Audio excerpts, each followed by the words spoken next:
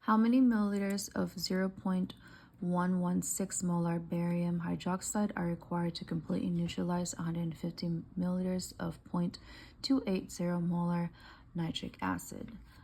In this case, we probably need to write down the acid-base reaction of barium hydroxide and nitric acid.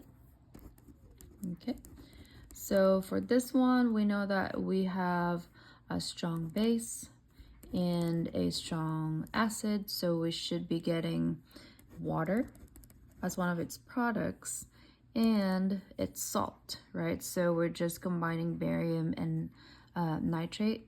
Barium has a charge of +2, nitrate has a charge of -1. So when we put them together in a formula, we should get BaNO3 2. And then let's balance this one. Okay, so we'll start with probably the NO3. In this case, we have 2 here, so we'll probably put a 2 over there. And the next thing that we probably want to look at would be, let me see, we have 2 hydrogens here and then 2 hydrogens there. That's 4 hydrogens. We'll probably put a 2 over here, right?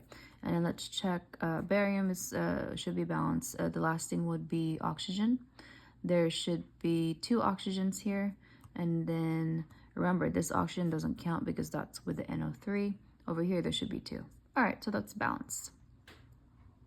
When we do our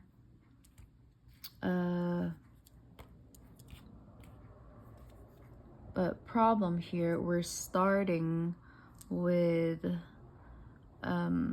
we probably want the moles because that's easier, right? To find the moles of our nitric acid there.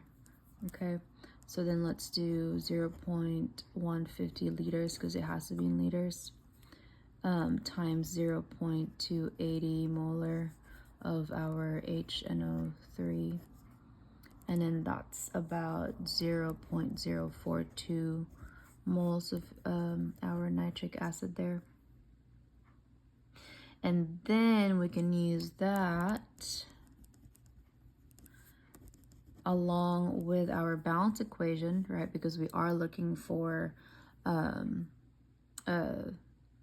the moles and eventually the volume of our barium hydroxide. And then we do see that for every 2 moles of nitric acid, we would react that with 1 mole of barium hydroxide. So that's 1 mole of barium hydroxide over 2 moles of nitric acid. Okay, so that cancels out. So that's just 0.042 divided by 2, which is 0.021 moles of barium hydroxide, right? And then if we want to find the volume of that one, we just have to divide it by its molarity. Okay. The reason why is that since molarity is equal to moles over liters, right, which is just volume right there, if we cross multiply the 2, that would be the molarity times liters equals moles. If we're looking for liters, which is volume, we divide both sides by molarity. So in this case, moles divided by molarity is what we have here.